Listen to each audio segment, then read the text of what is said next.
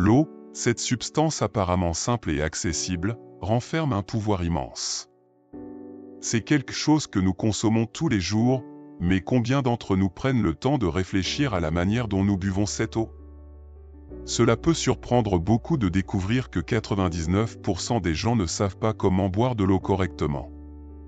Oui, 99%. Et ce qui est encore plus choquant, c'est que cette mauvaise habitude pourrait nuire à votre santé de manière que vous ne soupçonnez même pas. Cela peut sembler exagéré, mais boire de l'eau de la mauvaise manière transforme cette ressource vitale en un ennemi silencieux, qui sape votre santé petit à petit, chaque jour. Dans la sagesse spirituelle, chaque action, aussi simple soit-elle, porte un sens profond. Cela inclut l'acte de boire de l'eau. Pour illustrer cette sagesse, je vais vous raconter l'histoire d'un jeune homme qui vivait dans un petit village. Ce jeune homme, bien que sa santé semblait bonne, souffrait constamment de maux de tête, de malaise corporel et d'une sensation de fatigue qui ne disparaissait jamais. Il a tout essayé, médicaments, herbes, changements d'alimentation, mais rien ne semblait résoudre ces problèmes qui, petit à petit, lui ôtaient sa paix intérieure. Un jour, épuisé par son état, il est allé demander conseil aux anciens de son village. L'un des anciens, avec un regard de profonde compréhension, lui a suggéré de visiter les majestueuses montagnes voisines, connues pour leurs ruisseaux et cascades miraculeux. Il a dit au jeune homme que, là-bas, au cœur des montagnes, vivait un maître spirituel célèbre pour sa sagesse et pour avoir guéri de nombreuses personnes grâce à ses enseignements. Le jeune homme, plein d'espoir, a décidé de suivre ce conseil et s'est mis en route vers les montagnes. Le voyage fut long et difficile, mais il était déterminé à trouver une solution à sa souffrance. En arrivant dans les montagnes, il fut accueilli par le son apaisant des eaux courantes des ruisseaux et par l'air pur qui remplissait ses poumons d'une sensation de renouveau. Finalement, il trouva le maître, assis en profonde méditation au bord d'un ruisseau cristallin. Le jeune homme attendit la fin de la méditation, et lorsque le maître ouvrit les yeux, il lui raconta ses douleurs et sa quête de guérison. Le maître, avec un sourire serein, lui dit que la réponse à ses problèmes résidait dans la manière dont il buvait de l'eau. « Tu pourrais être en train de t'empoisonner sans le savoir, » dit le maître. « Chaque gorgée d'eau que tu prends, si elle n'est pas prise avec le respect et l'attention nécessaires, peut transporter des énergies qui perturbent ton équilibre intérieur. » Le maître commença alors à partager sa sagesse. Il expliqua que, dans le spiritisme, l'eau n'est pas seulement une ressource naturelle, mais un symbole de vie et de pureté. Le premier enseignement que le maître partagea concernait l'importance de boire de l'eau avec pleine conscience et gratitude. Il dit au jeune homme que chaque gorgée d'eau devait être une méditation en soi. En tenant le verre, il est important de sentir l'eau, d'observer sa clarté et de réfléchir au chemin qu'elle a parcouru jusqu'à arriver entre vos mains. Avant de boire, il est essentiel de remercier mentalement ou à voix basse pour l'eau qui nourrit et soutient le corps. Cet acte simple de pleine conscience transforme l'acte de boire de l'eau en un rituel sacré, une opportunité de se connecter au présent et de valoriser la vie dans sa forme la plus pure. En buvant en pleine conscience, le jeune homme pourrait sentir l'eau circuler dans son corps, revitalisant chaque cellule, comme s'il recevait un don divin. Maintenant, imaginez le pouvoir que cela peut avoir dans votre vie. Boire de l'eau avec gratitude nourrit non seulement le corps, mais élève aussi l'âme, apportant une paix que peu expérimentent dans le monde agité d'aujourd'hui. Le maître parla ensuite de la température de l'eau, quelque chose qui est souvent ignoré, mais qui a un impact significatif sur la santé. Il expliqua que l'eau devait être consommée à température ambiante, c'est-à-dire entre 20 et 25 degrés C. Boire de l'eau très froide peut provoquer un choc thermique dans le corps, obligeant le système digestif à travailler plus que nécessaire, ce qui peut entraîner une série de problèmes de santé au fil du temps ou des problèmes allant d'une digestion lente à l'accumulation de toxines, aboutissant à des maladies graves. En revanche, l'eau tiède, surtout au réveil, aide à réveiller le système digestif en douceur et prépare le corps pour la journée. Imaginez-vous vous réveiller, et au lieu de vous sentir lourd et fatigué, ressentir une légèreté et une énergie qui vous accompagnent tout au long de la journée.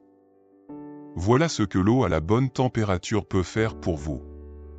C'est une pratique de respect et de soin envers son propre corps, un acte d'amour envers soi-même que peu de gens comprennent. Le jeune homme écoutait attentivement, se rendant compte qu'il n'avait jamais pensé à ces détails auparavant. Il avait toujours bu de l'eau précipitamment, sans y prêter attention, parfois directement de la bouteille en plastique qu'il portait avec lui. Maintenant, le maître lui montrait une nouvelle façon de voir et de se relier à quelque chose de si simple, mais si essentiel. Ces premiers enseignements commencèrent à ouvrir les yeux du jeune homme sur le pouvoir qu'il y avait dans chaque petit geste quotidien. Il commença à comprendre que la sagesse spirituelle ne réside pas seulement dans les grands enseignements ou les profondes méditations, mais aussi dans les petites choses de la vie, comme boire un verre d'eau. Et ainsi, avec ses premières leçons, le jeune homme commença son chemin de guérison, non seulement pour le corps, mais aussi pour l'esprit et l'âme, à travers la pratique consciente et respectueuse de boire de l'eau. C'est le début d'une transformation profonde, qui commence par quelque chose de si simple, mais qui a le pouvoir de toucher l'âme et d'apporter l'équilibre à tous les aspects de la vie. Imaginez ce qui pourrait changer dans votre vie si vous commenciez à appliquer cette sagesse dès maintenant. Le jeune homme, maintenant plongé dans la sagesse que le maître avait commencé à partager, était impatient d'en apprendre davantage. Il se rendit compte que chaque enseignement ne lui apportait pas seulement une nouvelle compréhension de l'eau, mais le connectait aussi plus profondément à sa propre vie et à sa santé. Et ainsi, le maître continua, « Maintenant que tu comprends l'importance de boire de l'eau en pleine conscience et à la bonne température, nous devons parler de la pureté de l'eau, » dit le maître d'un air sérieux. L'eau que tu mets dans ton corps doit être aussi pure que possible. Pense à ton corps comme à un temple sacré. Tu ne remplirais pas un temple avec des impuretés, n'est-ce pas? De la même manière, tu ne devrais pas remplir ton corps avec de l'eau qui n'est pas propre et exempte de toxines. Le jeune homme, qui jusqu'alors ne s'était jamais soucié de la qualité de l'eau qu'il buvait, commença à réaliser à quel point c'était important. Le maître expliqua que, dans les enseignements spirituels, la pureté est un concept central non seulement la pureté de l'esprit et de l'âme, mais aussi du corps. L'eau impure peut transporter des énergies négatives, des substances qui perturbent l'équilibre naturel du corps et, avec le temps, peuvent conduire à des maladies graves.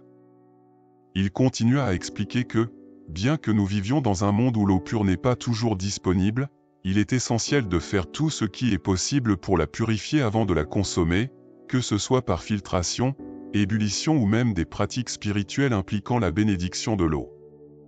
L'objectif est toujours de s'assurer que ce qui entre dans notre corps soit aussi propre et sacré que possible. Rappelle-toi, dit le maître, que chaque gorgée d'eau pure que tu prends est un geste d'amour et de respect envers ton corps, et ce respect ne passe pas inaperçu. Le corps répond, l'esprit répond, et bientôt tu commences à ressentir une clarté et une légèreté que tu n'as jamais expérimentées auparavant. La pureté de l'eau se reflète directement dans la pureté de ton esprit et de ton âme. Avec ces enseignements en tête, le jeune homme commença à réfléchir à la manière dont il pourrait améliorer la qualité de l'eau qu'il consommait quotidiennement. Il se rendit compte que, tout au long de sa vie, il avait négligé quelque chose de si simple, mais qui pourrait avoir un impact si profond sur son bien-être. Le maître, percevant la gravité avec laquelle le jeune homme absorbait ses leçons, continua, « Maintenant, parlons de l'équilibre dans la quantité d'eau que tu consommes. Comme dans tout dans la vie, l'équilibre est la clé. Boire trop d'eau peut être aussi nuisible que de ne pas en boire assez. As-tu déjà entendu parler du chemin du milieu ?» Le jeune homme hocha la tête, se rappelant des enseignements précédents sur ce concept central dans le spiritisme, où l'équilibre entre les extrêmes est essentiel pour atteindre l'harmonie et le bien-être. Le chemin du milieu s'applique à toutes les choses, y compris à l'eau, dit le maître. Ton corps est sage. Il connaît la quantité exacte d'eau dont il a besoin. Écoute-le. Lorsque tu bois plus que nécessaire, tu surcharges ton système, diluant des nutriments importants dans le sang et forçant même les reins à travailler plus qu'ils ne le devraient. Cela peut conduire à des problèmes sérieux, comme l'hyponatrémie, où un excès d'eau dilue les niveaux de sodium dans le corps à des niveaux dangereusement bas. L'idée que quelque chose d'aussi simple que boire de l'eau puisse être fait de manière incorrecte, même lorsqu'on en consomme trop, fut un véritable éveil pour le jeune homme. Il commença à comprendre que la sagesse spirituelle ne consiste pas seulement à éviter les excès ou les carences, mais à trouver un équilibre dans toutes les sphères de la vie. Le maître emmena alors le jeune homme à un ruisseau voisin et lui demanda de s'agenouiller. « C'est ici que tu devrais boire de l'eau, » dit le maître. « Dans la mesure du possible, bois de l'eau directement de la nature. L'eau qui coule dans ces ruisseaux de montagne porte une énergie vitale que l'on ne trouve pas dans les bouteilles en plastique ou l'eau traitée des villes. Elle est vivante, en harmonie avec la terre, et en la buvant, tu te connectes directement à l'énergie curative de la nature. » Le jeune homme plongea ses mains dans l'eau froide et cristalline, la portant à ses lèvres avec révérence. Le maître l'observait, sachant que cette expérience resterait gravée dans sa mémoire pour le reste de sa vie. Boire de l'eau directement de la nature était plus qu'un acte d'hydratation, c'était un acte de communion avec le monde qui l'entourait, une manière de se reconnecter à l'essence de la vie. Enfin, le maître enseigna au jeune homme la pratique de la gratitude avant de boire de l'eau. Avant chaque gorgée, dit le maître, arrête-toi un moment, ferme les yeux et, en silence, remercie pour l'eau que tu t'apprêtes à consommer. Dis mentalement quelque chose comme « Merci pour ce don de la vie et pour l'eau qui nourrit et guérit mon existence ». Cet acte simple de gratitude transforme l'eau en quelque chose de sacré. Ce n'est pas seulement un liquide qui étanche la soif, c'est un cadeau de la vie, une source d'énergie qui nourrit non seulement le corps, mais aussi l'esprit. Le jeune homme suivit les instructions du maître, ferma les yeux et remercia pour l'eau. Il ressentit une paix profonde en le faisant, une connexion qu'il n'avait jamais expérimentée auparavant. À chaque gorgée, il sentait l'eau remplir son corps, non seulement avec de l'hydratation, mais avec une énergie pure et renouvelante. Pour conclure, le maître fit un dernier avertissement, évite les distractions pendant que tu bois de l'eau. Ne mange pas, ne parle pas, ne te laisse pas distraire. Chaque gorgée doit être prise en pleine présence. Rappelle-toi, l'eau est sacrée et mérite toute ton attention. Avec ces enseignements, le jeune homme quitta les montagnes avec une nouvelle compréhension de quelque chose de si simple, mais de si essentiel. Il savait que ces leçons ne changeraient pas seulement la manière dont il buvait de l'eau, mais aussi comment il vivait sa vie, avec plus de conscience, de gratitude et de respect pour le monde qui l'entourait. Et ainsi, grâce à ces enseignements millénaires, le jeune homme découvrit que boire de l'eau n'est pas seulement un acte physique, mais une pratique spirituelle profonde, qui peut transformer la vie de quiconque. Un simple verre d'eau, bu de la bonne manière, avec le bon état d'esprit, peut être le début d'une quête de guérison et d'illumination. Et ainsi, mon ami, boire de l'eau ne sera plus jamais le même pour toi. Aujourd'hui, tu as appris que quelque chose d'aussi simple qu'un verre d'eau peut se transformer en un véritable rituel de guérison et de connexion spirituelle.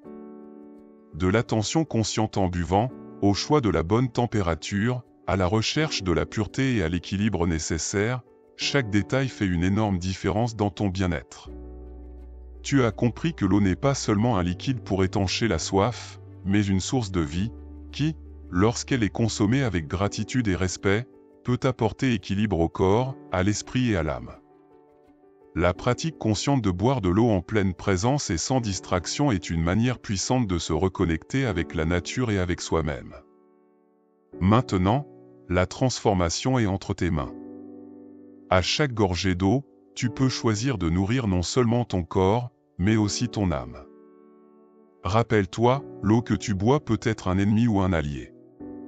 Cela dépend de la façon dont tu la consommes.